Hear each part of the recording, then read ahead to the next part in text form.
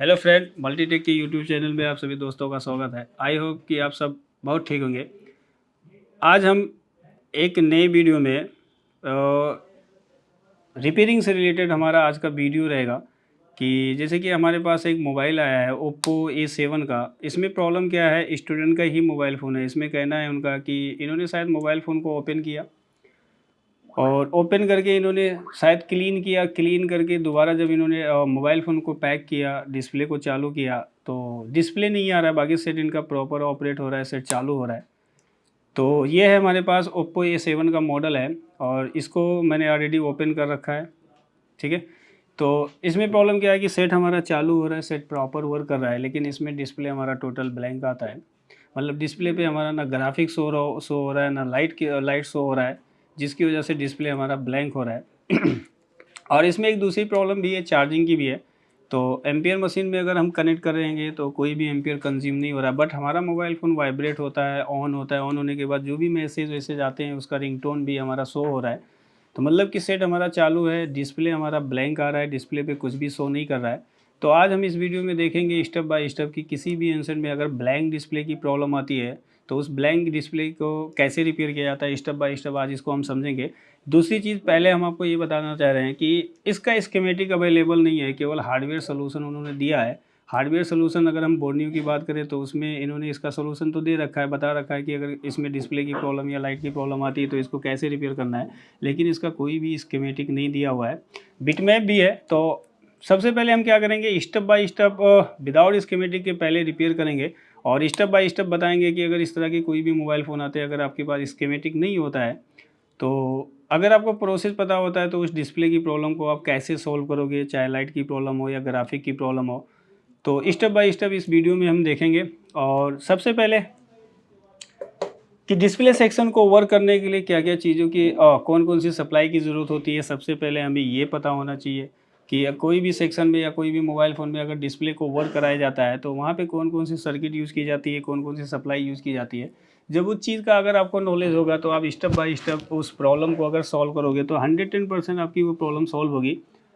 तो जैसे कि हम लोग जानते हैं कि किसी भी मोबाइल फ़ोन में डिस्प्ले सेक्शन को वर्क कराने के लिए, और इस डिस्प्ले की एक ख़ासियत ये भी है, थोड़ा-सा मैं यहाँ पे बताना चाहूँगा। देखिए, पहले जैसे हमारे मोबाइल फ़ोन में डिस्प्ले का जो यूज़ होता था, एलसीडी का यूज़ होता था।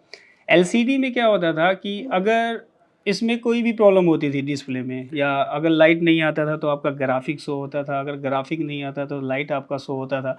लेकिन अभी की जो डिस्प्ले यूज़ की जाते हैं, आईएसपी डिस्प्ले, एमोल्ड डिस्प्ले, वो एलईडी डिस्प्ले, इस तरीके से जितनी भी डिस्प्ले आजकल यूज़ किए जाते हैं, अगर इसमें डिस्प्ले से रिलेटेड कोई भी प्रॉब्लम आती है, चाहे वो लाइट की प्रॉब्लम हो या ग्राफिक की प्रॉब्लम हो या ग्राफिक वोल्टेज की या रीसेट लाइन की कोई भी प्रॉब्लम होती है, तो डिस्प्ले टोटल आपका क्या होता है, ब्लैंक शो करता है। डिस्प्ले पे कुछ भी आपका शो नहीं होता है।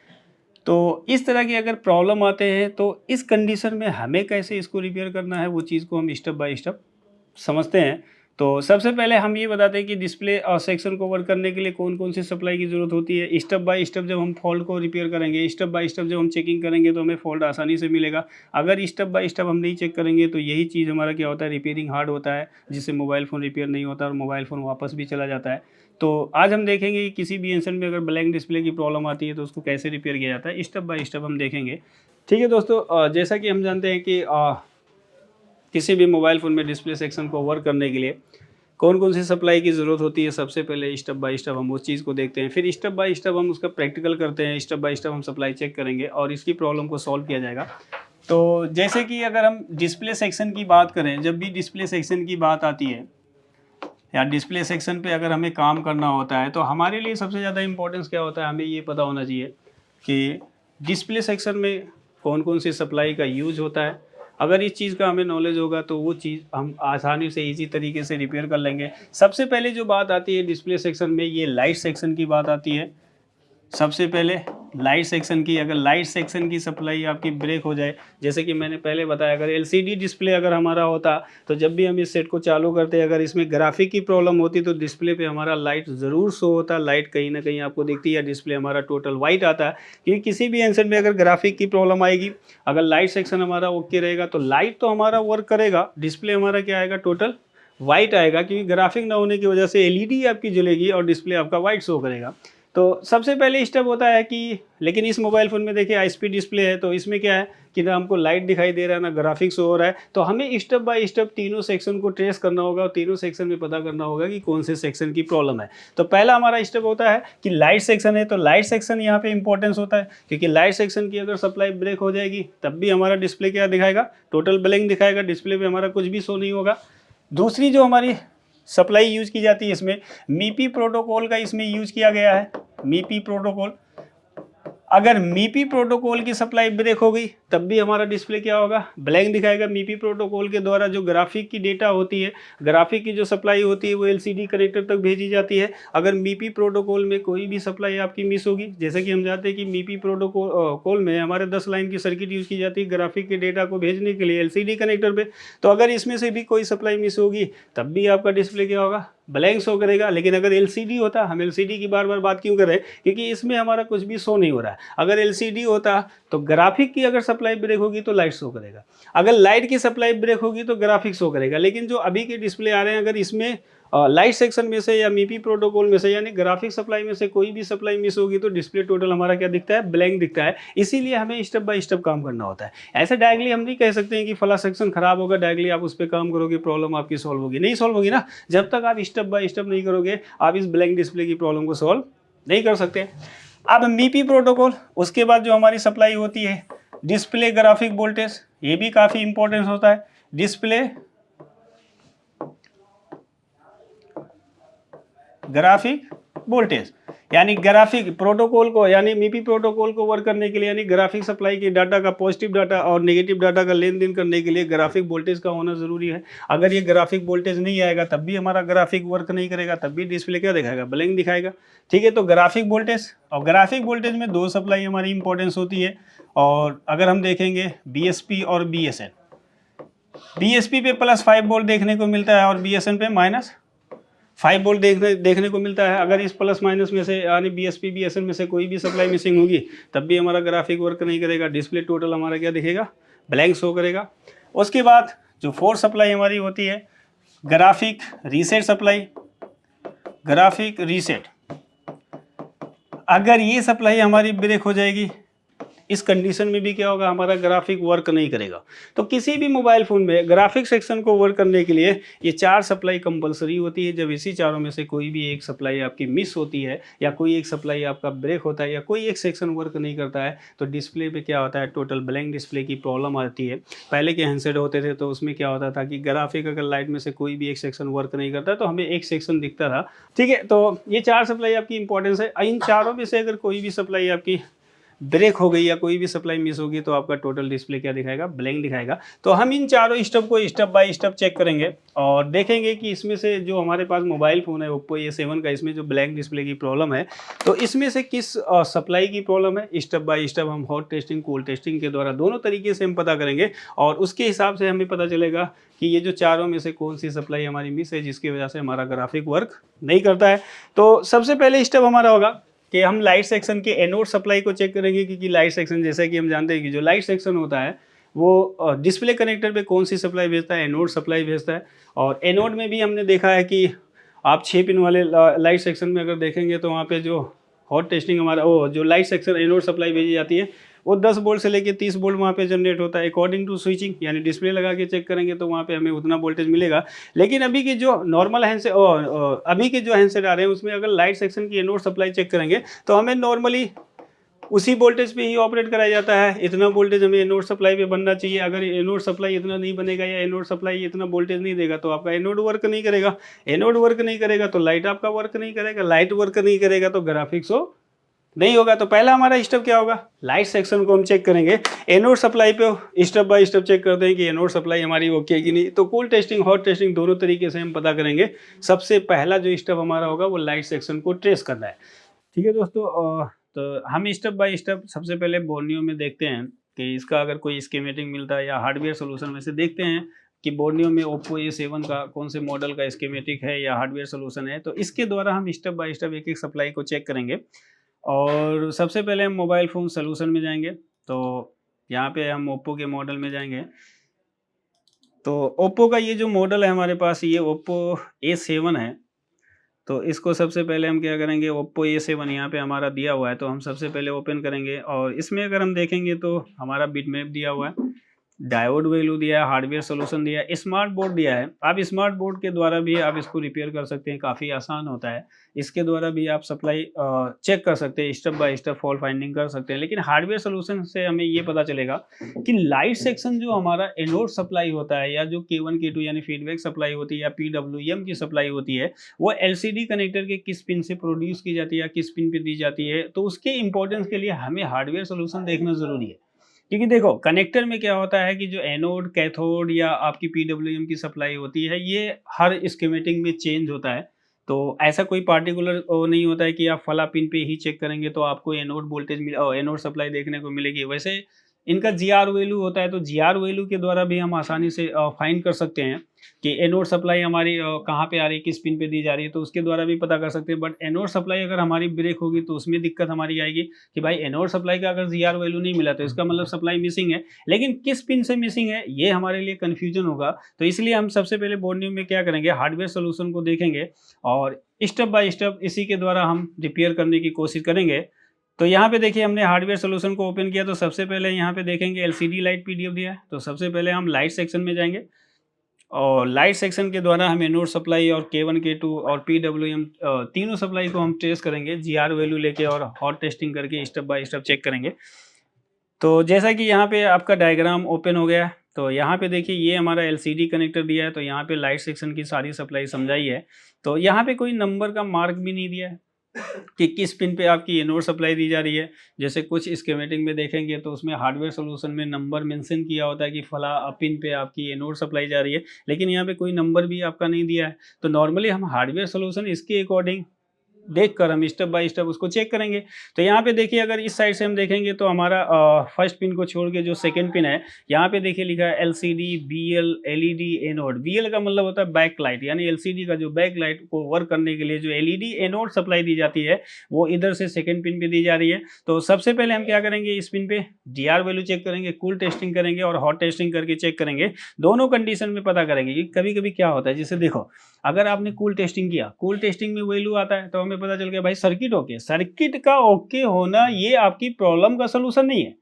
सर्किट तो ओके है, वो आईसी से कनेक्ट है तो अपना GR वैल्यू दिखा रही है। हमें हॉट टेस्टिंग करके ये पता करना है कि उस सप्लाई में जो रिक्वायरमेंट है, यानी सप्लाई का मतलब क्या होता है कि उस सर्किट में क्या चीज दिया जा रहा है, वोल्टेज दिया जा रहा है। तो हमें ये देखना है कि सर्किट तो हमारा ओके है, आईसी ये वोल्टेज दे रही है या एनोड सप्लाई पे वोल्टेज बन रहा है कि नहीं बन रहा है, वो इंपॉर्टेंस होता है। तो हॉट टेस्टिंग करने का मतलब यही होता है कि हमें राइट फॉल्ट का पता चलता है। राइट अगर मान लो कि हमारा कूल टेस्टिंग हमने किया, हमें वैल्यू मिल गया, तो इसका मतलब कंफर्म है ना सप्लाई ओके है।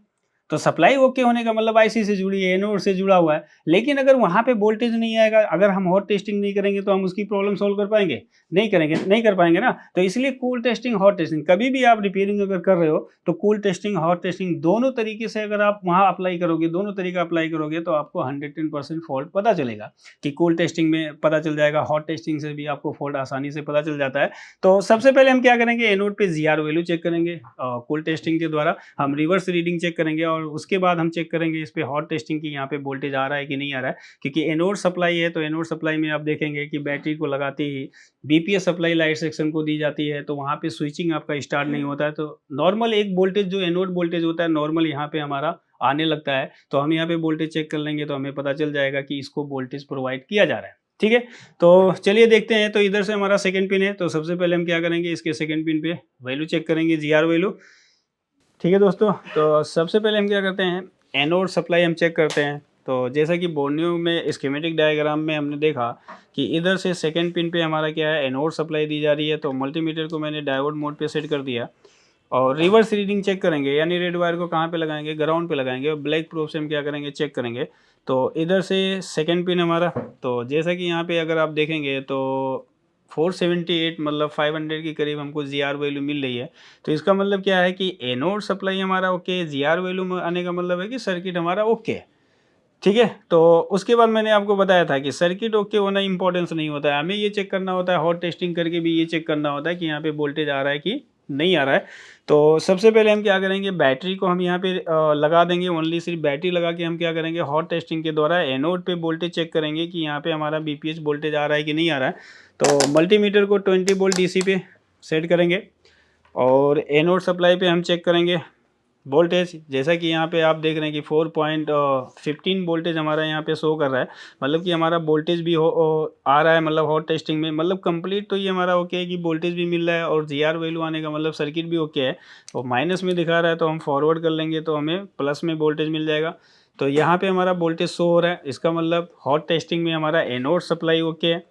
ठीक है, तो ये तो हमारा कंफर्म हो गया कि एनोड सप्लाई में कोई प्रॉब्लम नहीं, क्योंकि एनोड सप्लाई में अगर प्रॉब्लम होती तो हमें वोल्टेज नहीं शो होता। तो उसके बाद हम देखेंगे जो हमारा सेकंड स्टेप होगा कि ग्राफिक की वोल्टेज को चेक करना है, क्योंकि यहाँ पे ग्राफिक को ओवर करने के लिए ग्राफिक वोल्टेज दी जाती है, बीएसपी और बीएसएन दी जाती है, प्लस और -5 वोल्ट हमको ये चेक करना होगा। तो हम एक बार स्कीमेटिक डायग्राम में देखेंगे। ठीक है, तो हमारी एनोड सप्लाई यहाँ पे ओके है, तो हम क्या करेंगे, इसके ग्राफिक वोल्टेज को चेक करना, ये हमारा सेकंड स्टेप होगा। ग्राफिक वोल्टेज यानी बीएसपी और बीएसएन की सप्लाई चेक करेंगे। तो यहाँ पे लाइट सेक्शन की पीडीएफ में हमें ये ग्राफिक वोल्टेज देखने को नहीं मिलेंगे, तो हम क्या करेंगे, एलसीडी पीडीएफ में जाएंगे। ठीक है, तो एलसीडी पीडीएफ को हमने ओपन किया है, क्योंकि ग्राफिक की जो सप्लाई होती है वो एलसीडी पीडीएफ में मिलेगा, रिसर्च सप्लाई भी हमको वहीं पे देखने को मिलेगा। तो ग्राफिक वोल्टेज को हम चेक करेंगे। सेकेंड स्टेप हमारा होगा ग्राफिक वोल्टेज, बीएसपी प्लस और -5 वोल्ट यहाँ पे बनना चाहिए। तो हार्डवेयर सोल्यूशन में देखेंगे तो कनेक्टर में इन्होंने दिखाया है कि इस साइड से आपकी ये सप्लाई हमारी होगी बीएसएन है, यानी ये आपकी फर्स्ट पिन इन्होंने इस साइड से दिया है, तो इसका मतलब है कि फर्स्ट पिन हमारी बीएसएन की है, -5 वोल्ट होना चाहिए। और सेकंड पिन छोड़ के थर्ड पिन पे अगर देखेंगे तो ये हमारा बीएसपी होगा, ये +5 वोल्ट होगा। तो हम क्या करेंगे, सेट को चालू करेंगे और सेट को चालू करके ये दो वोल्टेज चेक करेंगे, अगर दोनों वोल्टेज आ रहे हैं कि नहीं आ रहे हैं। वैसे अगर हम चाहें तो सबसे पहले कूल टेस्टिंग करके देख लेते हैं कि दोनों की सप्लाई ओके है कि नहीं ओके है। तो मल्टीमीटर को तो डायोड मोड पे सेट करेंगे और रिवर्स रीडिंग चेक करेंगे सबसे पहले बीएसएन पे। तो बीएसएन पे अगर हम देखेंगे, वो बैटरी हमारी लगी थी तो इसकी वजह से कुछ जीआर आ गया था वहाँ पे। तो यहाँ पे जैसे देखेंगे, अगर हम रिवर्स रीडिंग चेक कर रहे हैं तो बीएसएन पे हमको कोई भी वैल्यू शो नहीं हो रहा है। तो हमने आपको बताया था, जब हमने आपको डिस्प्ले सेक्शन बढ़ाया था, तो कि बीएसएन पे हमें वैल्यू कम मिलता है जब फॉरवर्ड रीडिंग चेक करते हैं। रिवर्स में हमको बीएसएन पे नहीं मिलेगा क्योंकि नेगेटिव है, तो उसको हमें फॉरवर्ड रीडिंग चेक करना होगा। तो रेड प्रोब को हम क्या करेंगे, ब्लैक प्रोब को ग्राउंड पे लगाएंगे और जब हम फॉरवर्ड रीडिंग चेक करेंगे तो हमें बीएसएन पे वैल्यू देखने को मिलेगा। अब यहाँ पे जैसे देख रहे हैं कि 600 के करीब हमारा वैल्यू आ रहा है, तो इसका मतलब ये है कि बीएसएन की सप्लाई ओके है, सर्किट हमारी ओके है। अगर हमें फॉरवर्ड रीडिंग चेक करने पे यहाँ पे कोई भी वैल्यू नहीं मिलता, तो इसका मतलब ये होता है कि इसकी सप्लाई मिसिंग है, तो हम इसके सप्लाई को ट्रेस करते हैं। तो ये सप्लाई हमारी ओके है। उसके बाद हम क्या करेंगे, बीएसपी को चेक करेंगे। तो एक पिन छोड़ के थर्ड पिन पे हमारा बीएसपी है, तो यहाँ पे भी हमारा 600 के करीब वही अप्रॉक्स सेम वैल्यू आ रहा है। तो बीएसपी की सप्लाई हमारी ओके है, तो कूल टेस्टिंग से तो हमारा सर्किट ओके आ रहा है। अब हम क्या करेंगे, हॉट टेस्टिंग करेंगे, सेट को चालू करेंगे और सेट को चालू करके यहाँ पे प्लस और -5 वोल्ट चेक करेंगे कि हमारा वोल्टेज आ रहा है कि नहीं आ रहा है। तो मल्टीमीटर को 20 वोल्ट डीसी पे सेट करेंगे और सेट को हम चालू करेंगे। कोई भी हमने कनेक्टर नहीं लगा रखा है, सिर्फ बैटरी को लगा रखा है। तो बैटरी को लगाकर और एलसीडी को और बोर्ड टू बोर्ड कनेक्टर को हमने रिमूव कर दिया, हटा दिया है। तो स्लिम मोड में जाने से पहले हम वोल्टेज चेक कर लेंगे, क्योंकि जब हमारा सेट चालू होता है तो लोगो हमारा स्टार्टअप होता है, तो वहाँ पे हमारा क्या होता है, जब तक अगर हम चेक करेंगे तो हमें वोल्टेज देखने को मिल जाएगा। तो हम सेट को चालू करेंगे, तो ऑन ऑफ स्विच को हमने प्रेस किया है। ठीक है, अब इसके बाद क्या करेंगे, हम बीएसपी और बीएसएन पे वोल्टेज चेक करेंगे कि हमारा वोल्टेज यहाँ पे आ रहा है कि नहीं आ रहा है। तो जैसा कि अगर हम बीएसएन पे सबसे पहले चेक करेंगे तो यहाँ पे हमारा 5.97 वोल्टेज आ रहा है। वोल्टेज हमारा माइनस आना चाहिए। अगर हम ब्लैक प्रोब को ग्राउंड पे लगा के चेक करेंगे, रेड से जब चेक करेंगे तो हमें -5 वोल्ट दिखा रहा है, मतलब 6 वोल्टेज के करीब दिखा रहा है। उसके बाद सेकंड पिन को छोड़ के थर्ड पे जब हम चेक करेंगे तो हमारा बीएसपी वोल्टेज आ रहा है +5 वोल्ट, यहाँ पे भी अप्रोक्स 6 वोल्टेज के करीब आ रहा है। तो ये भी हमारा सर्किट ओके, मतलब वोल्टेज तो दोनों पे आ रहा है, बीएसपी बीएसएन तो हमारा ओके है, इसमें तो हमारा कोई प्रॉब्लम नहीं है। तो हमने दो सप्लाई को चेक किया। पहली सप्लाई हमारी एनोड थी, कूल टेस्टिंग हॉट टेस्टिंग से हमने पता किया कि उसकी सप्लाई ओके है। बीएसपी बीएसएन यानी ग्राफिक वोल्टेज, ये भी हमारी सप्लाई ओके है।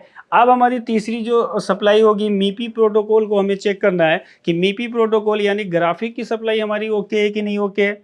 जैसा कि हम लोग जानते हैं कि जो मीपी प्रोटोकॉल होता है या मीपी जो ग्राफिक की सप्लाई होती है वो एलसीडी कनेक्टर पे अगर हम कहीं भी देखते हैं तो 1 पिन ग्राउंड 2 पिन सप्लायर हमारा होता है, मतलब 10 पिन की एक सप्लाई होती है, सर्किट होती है और वहाँ पे 1 पिन ग्राउंड 2 पिन हमारा सप्लाई देखने को मिलेगा। तो इससे हमारा क्या होता है कि ग्राफिक की सप्लाई दी जाती है 1 पिन 2 सप्लाई और 1 पिन ग्राउंड 2 पिन सप्लाई फिर ग्राउंड फिर 2 पिन सप्लाई, इस तरीके से ये स्टेप बाय स्टेप सप्लाई को देते हैं। तो यहाँ पे हम चेक करेंगे और सबसे पहले हम जीआर वैल्यू निकालेंगे, क्योंकि मीपी प्रोटोकॉल पे हमें पता है कि जीआर वैल्यू 200 से लेके 300 के बीच आना चाहिए और ये वैल्यू हमारा इंक्रीज या डिक्रीज भी नहीं होना चाहिए, क्योंकि इंक्रीज होता है तब भी प्रॉब्लम होती है, डिक्रीज होता है तब भी प्रॉब्लम होती है। और जो वैल्यू आना चाहिए वो 200 से 300 के बीच में आना चाहिए। तो सबसे पहले हम मीपी प्रोटोकॉल पे क्या करेंगे और ग्राफिक सप्लाई पे हम जीआर निकालेंगे। जैसा कि अगर आप स्कीमेटिक में देख रहे हैं तो यहाँ पे इन्होंने पहले पिन को ग्राउंड किया, फिर 2 पिन की सप्लाई लिया, फिर ग्राउंड किया, फिर 2 पिन की सप्लाई। इस तरीके से स्टेप बाय स्टेप ये 10 लाइन की जो सर्किट होती है ग्राफिक का, जो ग्राफिक के डेटा होते हैं, डाटा 0 से लेकर डाटा 3 तक पॉजिटिव और नेगेटिव सप्लाई दी जाती है। तो यहाँ पे हम step by step GR value निकालेंगे। तो मल्टीमीटर को क्या करेंगे, बी पॉइंट पे या डायोड मोड पे सेट करेंगे। तो रेड वायर को यानी रिवर्स रीडिंग में ही हमें कुल टेस्टिंग करना है। तो रेड वायर को हमने कहाँ पे लगा दिए हैं, ग्राउंड पे। और पहले पिन को चेक करेंगे तो ये हमारा बीप दे रहा है, तो ये हमारा ग्राउंड है। और 2 पिन पे अगर हम जीआर चेक करेंगे तो यहाँ पे 259 या 58 के करीब आ रहा है, मतलब जीआर सही आ रहा है। दूसरे पे भी जीआर उतना ही आना चाहिए, ठीक है। तो फर्स्ट पिन हमारा इसमें ग्राउंड होगा, बीप साउंड दिया। सेकेंड पिन हमारा ग्राफिक का होगा, वैल्यू आ रहा है। थर्ड पिन पे भी हमारा वैल्यू आना चाहिए, यहाँ पे कोई भी वैल्यू नहीं शो कर रहा है। फिर से चेक कर लेते हैं तो यहाँ पे वैल्यू शो किया, यहाँ पे वैल्यू प्रोब शायद प्रॉपर टच नहीं हो रहा है। तो एक बार मैं फॉरवर्ड रीडिंग चेक करता हूँ, तो यहाँ पे भी हमारा कोई वैल्यू शो नहीं कर रहा है।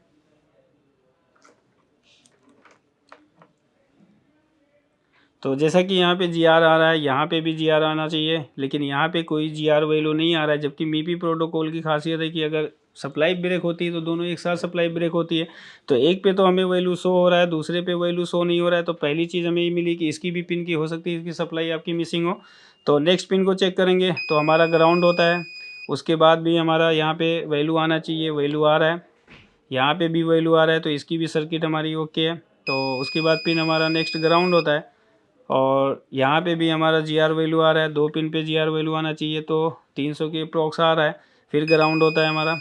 नेक्स्ट हम चेक करेंगे तो यहाँ पे देखेंगे हमें कोई भी जी आर वैल्यू देखने को नहीं मिल रही है, यहाँ पे भी कोई जी आर वैल्यू शो नहीं कर रहा है। तो दोनों पे हमें कोई जी आर वैल्यू शो नहीं हो रहा है, तो इसका मतलब इसकी दोनों सप्लाई मिसिंग होगी।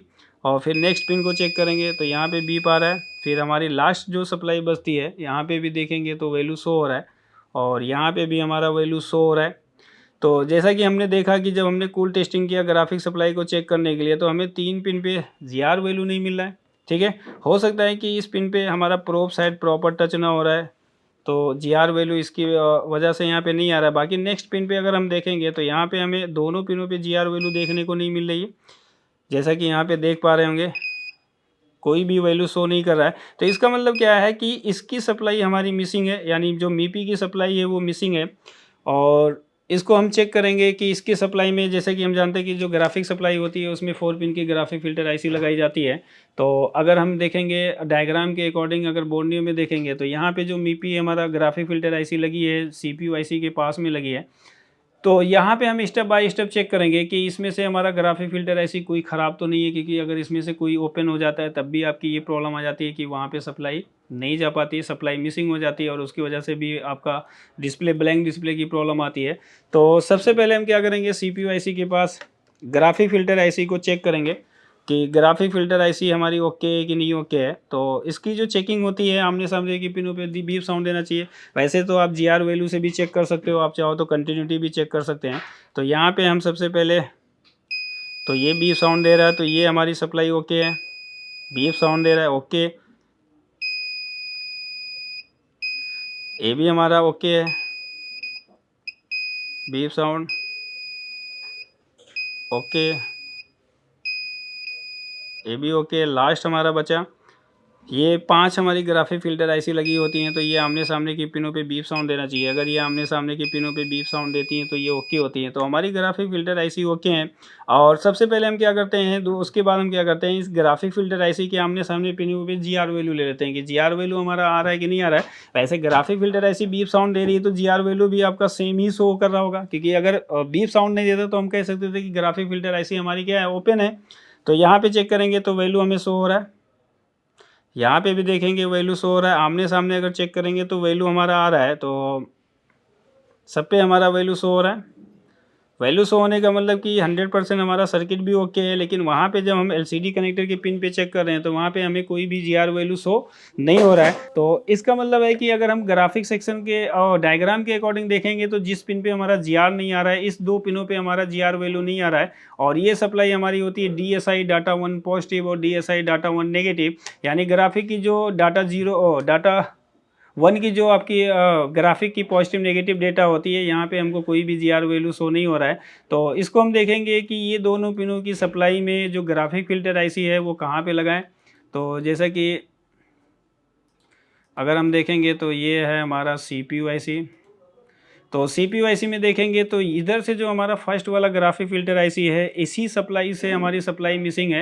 यानी ग्राफिक फ़िल्टर आईसी यहाँ पे जीआर वैल्यू आ रहा है, इसका मतलब ये ओके है, लेकिन एलसीडी कनेक्टर पे जीआर नहीं आ रहा है, तो इसका मतलब इसके और एलसीडी कनेक्टर के बीच की जो सप्लाई है वो मिसिंग है, जिसकी वजह से एलसीडी कनेक्टर पे कोई जीआर वैल्यू नहीं दिखा रहा है। ग्राफिक फ़िल्टर आईसी हमारी ओके है, एलसीडी कनेक्टर पे जीआर वैल्यू नहीं आ रहा है। तो एलसीडी कनेक्टर पे नहीं आ रहा है, तो इसका मतलब क्या है कि ग्राफिक फ़िल्टर आईसी और कनेक्टर के बीच की सप्लाई क्या है, मिसिंग है, और सप्लाई मिस होने की वजह से वहाँ पे जीआर वैल्यू नहीं शो कर रहा है। और अगर जीआर वैल्यू शो नहीं करेगा तो सप्लाई ओके नहीं होगी, सप्लाई ओके नहीं होगी तो ग्राफिक आपका शो नहीं करेगा। तो हम क्या करेंगे, दो जंपर एक बार जंपर को लगाकर चेक करते हैं कि जंपर से हमारी ये सप्लाई ओके होती है कि नहीं है। तो सबसे पहले हम क्या करेंगे, जंपर लगाएंगे। ये हमारी ग्राफिक फ़िल्टर आईसी है, तो यहाँ से हम 2 जंपर लेंगे और एलसीडी कनेक्टर की उसी पिन पे लगाएंगे जिस पिन पे ये supply data 1 positive data 1 negative दी जा रही है। तो जंपर लगाकर फिर चेक करते हैं कि हमारी प्रॉब्लम सॉल्व हो रही है कि नहीं है। तो एलसीडी कनेक्टर में अगर हम देखेंगे, तो जो पिन की, हम एक बार फिर से एलसीडी कनेक्टर स्कीमेटिक में चलेंगे और यहाँ पे देखेंगे किस पिन से हमारी सप्लाई दी जा रही है। तो ये वाली हमारी पिन है, तो इधर से हम देखेंगे, तो इस पे अगर देखेंगे तो जीआर आ रहा है, इस पे आ रहा है, ये हमारा ग्राउंड पिन है। तो इस पे अगर हम चेक करेंगे तो कोई भी जीआर वैल्यू नहीं आ रहा है। तो यहाँ से हम 2 जंपर लेंगे और ग्राफिक फ़िल्टर आईसी तक जंपर करके चेक करते हैं। तो सबसे पहले हम क्या करते हैं, जंपर को क्लीन कर लेंगे, 2 जंपर हम लगा के चेक करेंगे। तो यहाँ पे सबसे पहले हम फ्लक्स पेड लगा लेंगे। ये हमारी 2 पिनें हैं, इसी पिन से हमें जंपर लेना है। तो फर्स्ट पिन का जो जंपर लेंगे और इस जंपर को हम कट कर लेंगे उसके बराबर तक, जहाँ पे हमें जंपर मारना है। और सेकंड जंपर लेंगे हम, पहले एलसीडी कनेक्टर पे जंपर लगा लेते हैं, फिर ग्राफिक फ़िल्टर आईसी पे लगा के चेक करते हैं। और जंपर को उतना ही क्लीन करना है ताकि हमारी कोई सर्किट शॉर्ट नहीं होनी चाहिए, क्योंकि जंपर ज़्यादा क्लीन हो जाएगा, किसी दूसरे कंपोनेंट से या टच करेगा तो आपकी सर्किट शॉर्ट हो सकती है। तो दूसरा जंपर हम लेंगे इस वाले पिन से।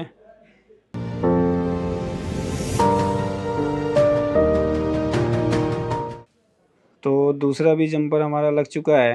अब हम क्या करेंगे, यहाँ पे यूवी मास्क लगा देंगे ताकि जंपर हमारा किसी दूसरे से टच नहीं होना चाहिए। तो यहाँ पे यूवी पेस्ट लगाकर और फिर हम चेक करेंगे। यूवी पेस्ट लगाने से क्या होता है कि जंपर आपका हिलता नहीं, मतलब हिलेगा नहीं। अगर बाय द वे जंपर अगर टूट भी जाता है तो वो किसी दूसरे से टच भी नहीं कर सकता है, तो इसलिए यूवी पेस्ट लगाई जाती है। तो यूवी लैंप पे रख देंगे ताकि जंपर हमारा सूख जाए। यूवी पेस्ट हमारा सूख जाएगा, जब सूख जाएगा तो हमारा जंपर फिक्स हो जाएगा। तो इसीलिए हम यहाँ पे यूवी लैंप में रखेंगे उसको।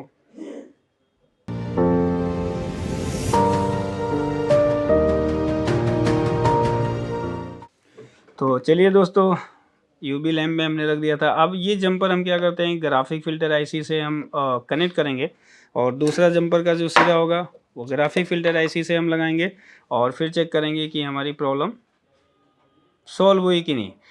तो जंपर हमें उसी पे लगाना है जिस जिस पे इसकी सप्लाई दी जाती है। ऐसा नहीं होता है कि आप जंपर इधर से उधर लगा देंगे तो डाटा प्लस माइनस इसमें आता है, तो उससे सर्किट आपकी शॉर्ट हो सकती है। तो हमें डायग्राम के अकॉर्डिंग देख के ही जंपर को लगाना है। तो जैसा कि डायग्राम में देखेंगे तो इधर से जो हमारी फर्स्ट पिन की सप्लाई है यानी डाटा 1 नेगेटिव की जो सप्लाई है, ये ग्राफिक फिल्टर आईसी के देखेंगे तो यहाँ पे इस साइड हमारी दी जाती है, तो हमें इस साइड जंपर लेना है। तो ये वाला हमारा जंपर है, तो जंपर को एक बार क्लीन कर लेते हैं इस साइड भी। और ये हमारी ग्राफिक फ़िल्टर आईसी थी जिस पे हमारी डाटा 1 नेगेटिव की सप्लाई दी जा रही है, तो यहाँ पे हम जंपर को फिक्स करेंगे।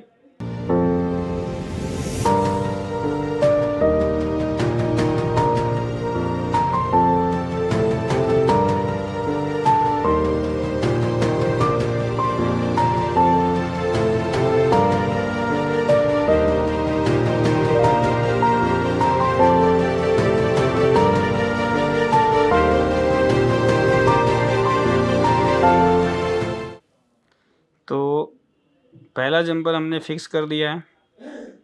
आप चाहें तो ग्राफिक फ़िल्टर आईसी के किसी भी साइड जंपर को लगा सकते हैं, ज़रूरी नहीं कि आप इसी साइड लगाएं, क्योंकि दोनों साइड कंटिन्यूटी हमें शो होता है। तो दोनों साइड में से इस साइड में से किसी भी साइड हम जंपर को लगा सकते हैं। तो हमारा एक जंपर लग चुका है, दूसरा जंपर हम लेंगे और ग्राफिक फ़िल्टर आईसी के दूसरे साइड पे हम लगाएंगे।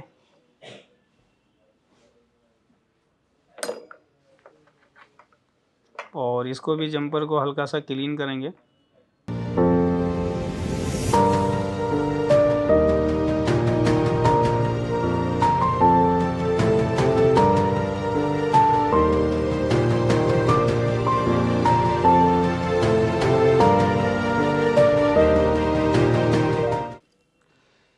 ठीक है, तो हमने यहाँ पे जंपर लगा दिए हैं। अब जंपर लगाने के बाद क्या करते हैं, सबसे पहले हम क्लीन कर लेते हैं और फिर जीआर वैल्यू चेक करते हैं कि जीआर वैल्यू हमारा शो हो रहा है कि नहीं हो रहा है।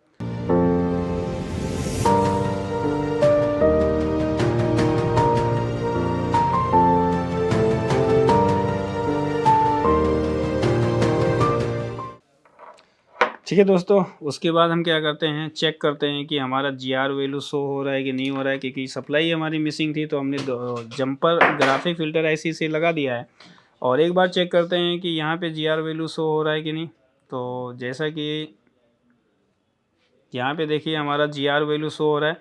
पहले हमने जब चेक किया था तो यहाँ पे हमारी जीआर कोई भी जीआर वैल्यू शो नहीं हो रहा था। अगर इस साइड हम देखेंगे तो यहाँ पे भी हमारा जीआर वैल्यू आ रहा है। तो जीआर वैल्यू आ गया, ये हमारा ग्राउंड पिन था, इधर से भी ये ग्राउंड था, इस दो पिन पे हमारा कोई भी जीआर वैल्यू नहीं आ रहा था, क्योंकि डाटा 1 पॉजिटिव और डाटा 1 नेगेटिव की सप्लाई मिसिंग थी। ग्राफिक फ़िल्टर आईसी यानी और कनेक्टर के बीच ये सप्लाई हमारी मिसिंग थी।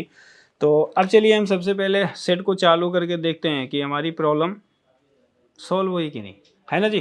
तो जंपर तो हमने लगा दिया है, जंपर हमारा टच हो रहा है ना। ठीक है दोस्तों, ये जंपर शायद हमारा शॉर्ट हो रहा है दोनों पिनों से, तो जिसकी वजह से ग्राफिक नहीं, ग्राफिक आ रहा है लेकिन ब्लिंक कर रहा है। तो एक बार हम फिर से चेक कर लेते हैं यहाँ पे, जैसे कि दोनों पिनों पे से बीप आ रहा है, तो इसका मतलब जंपर हमारा कहीं टच कर रहा है। तो फिर से हम एक जंपर को रिमूव करेंगे।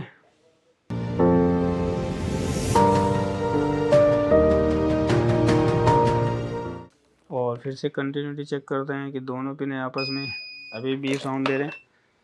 तो इस जंपर को हम रिमूव करेंगे।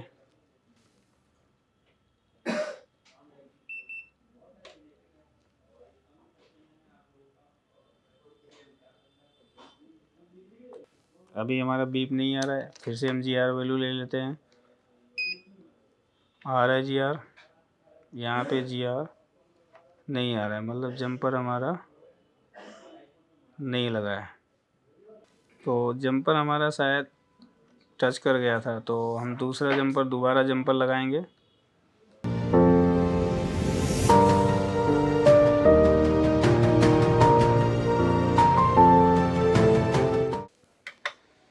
ठीक है, तो फिर चेक करते हैं कि हमारा जीआर आ रहा है कि नहीं आ रहा है। हाँ, अभी जीआर वैल्यू आ रहा है। तो पहले हमारा शॉर्ट हो रहा था, आपस में शायद जंपर लग गया था, तो अभी शॉर्ट भी नहीं हो रहा है, जीआर भी आ रहा है। तो अब हम मोबाइल फ़ोन को लगा के चेक करते हैं पैक करके। तो चलिए दोस्तों फिर से पैक करके चेक करते हैं।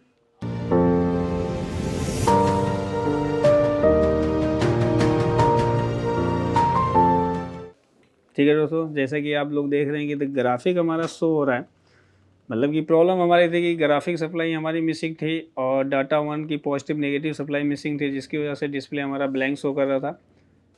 ठीक है दोस्तों, तो जैसा कि आपने देखा कि इसमें प्रॉब्लम थी हमारी ग्राफिक की मीपी प्रोटोकॉल की प्रॉब्लम थी, यानी डाटा वन की पॉजिटिव नेगेटिव सप्लाई हमारी ब्रेक थी, जिसके ब्रेक हो जाने की वजह से डिस्प्ले हमारा टोटल ब्लैंक शो कर रहा था।